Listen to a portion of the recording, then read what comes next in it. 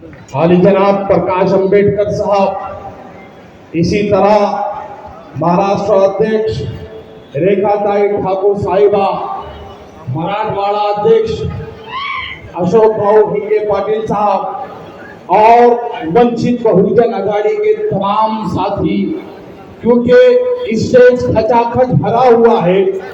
अगर नाम लेने जाऊं तो मेरे तकरीर का वक्त इसी में खत्म हो जाएगा।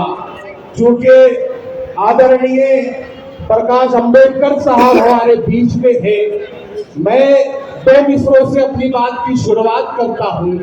क्योंकि सामने जो मजमा है एससीज का है, एसटीज का है, ओबीसीज का है, दलितों का है, मुसलमानों का है, तो आप सबके तरफ से, क्योंकि हालात जो भी महाराष्ट्र में है ये इस तमाम तबकात के ऊपर है, तो मैं आप तमाम के तरफ से दो मिसरे आदरणीय बाला साहब को कहते हुए अपनी बात की शुरुआत करता हूँ कि दरिया के उस तरफ जो तू बैठा दिखाई दे, दरिया के उस तरफ जो तू बैठा दिखाई दे, फिर क्या किसी को बीच में दरिया दिखाई दे।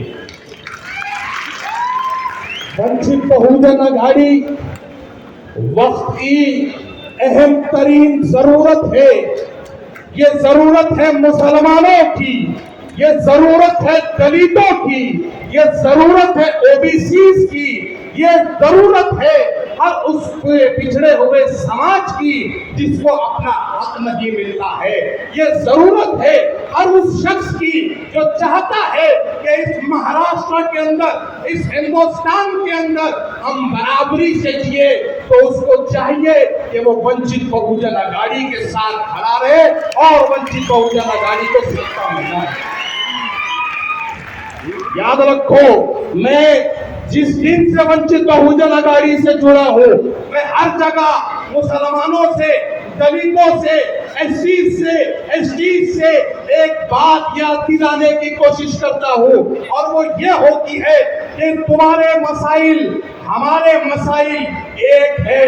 इस महाराष्ट्र के अंदर, इस हिंदुस्तान के अंदर मुसलमानों के जो मसाइल है वो मसाइल दलितों के साथ भी है, वो मसाइल पिछड़े हुए तबकात के साथ भी है, वो मसाइल वंचितों के साथ भी है। जब हमारे मसाइल एक है, जब हमारी जो स्थितियां एक जैसी है, तो क्यों ना हमारे मसाइल को बदलने के लिए, क्यों ना हमारे हालात को बदलने के लिए हम सब एक झंडा उठा ले वंचित का और एक लीडर को चुन ले। आज से कई साल पहले इस देश के वंचितों ने अंबेडकर साहब को चुना था। आज हमारे पास दोबारा मौका है अंबेडकर साहब को चुनने का। हालात खुद नहीं बदलते, हालात को बदलना पड़ता है। और हालात को कौन बदलता है? हालात को तुम और हम जैसे लोग बदलते हैं। और हालात किस तरह से बदलते हैं कि एक झंडा उठाया जाए, जो झंडे के जिसके हाथ में झंडा है उसकी क़यादत कबूल की जाए, जिसकी क़यादत कबूल की जाए जो संविधान का लिखने वाला हो, जो संविधान का नाफिज करने वाला हो, जो संविधान को बचाने वाला हो। आने वाले दिनों में महाराष्ट्र के अंदर चुनाव होने हैं। अलग अलग पार्टियों से, अलग अलग पक्षों से लोग आएंगे, ढकोसलेबाजियां करेंगे।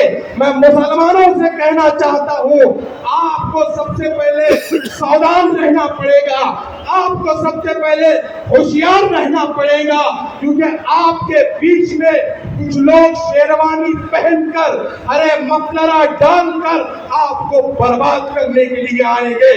आपको अपनी नजरें खुली रखनी होगी।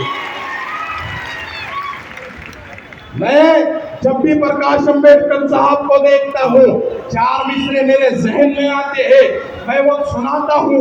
क्योंकि टाइम कम है, बात तो हमको आदरणीय प्रकाश साहब को सुनना है, लेकिन चार मिसरे बाला साहब के लिए ये अलग बात कि खामोश खड़े रहते हैं, फिर भी जो लोग बड़े हैं वो बड़े रहते हैं। ऐसे दरवेशों से मिलता है हमारा शिजरा, जिनके जूतों में कई ताज पड़े रहते हैं। मुसलमानों, आने वाले दिनों में चुनाव है, याद कर लेना कि औरंगजेब के नाम पर जब तुम्हारे ऊपर अत्याचार हो रहे थे तो वो कौन सी कयादत थी जिसने औरंगजेब की मदद पे जाके ये बताया कि औरंगजेब इस देश का बादशाह था और उसके ऊपर विवाद नहीं हो सकता। मुसलमानों, मैं तुमसे कहता हूं कि जब भी आने वाले चुनाव के अंदर टीपू सुल्तान की बात आएगी तो तुमने याद दिलाना कि इस माहौल के अंदर एकमात्र पार्टी वंचित बहुजन आघाड़ी थी जो टीपू सुल्तान की तस्वीर को अपने स्टेजों पे लगा दी। और हवाला भी किस बात का देती थी? हवाला इस बात का देती थी कि जब संविधान के अंदर तस्वीर मौजूद है तो हमारे स्टेज पे क्यों नहीं? हमारे हालात को समझो, जज्बात में लाने वाले लोग आने वाले हैं, तुमको बरगलाने के लिए लोग आने वाले हैं।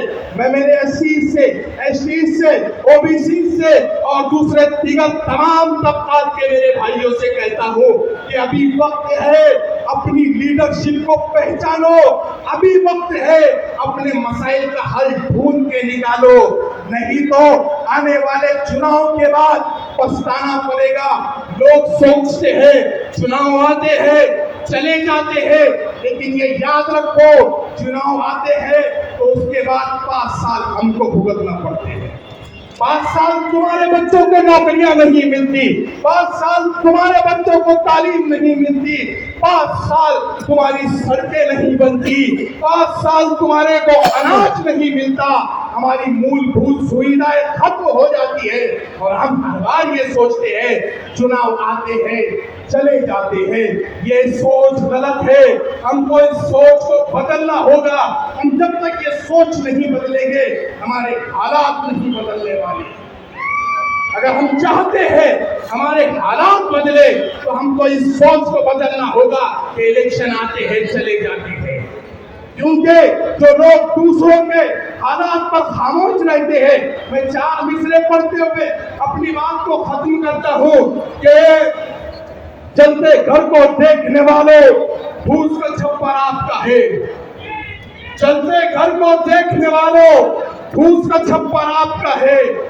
आपके पीछे तेज हवा है, आगे मुकद्दर आपका है।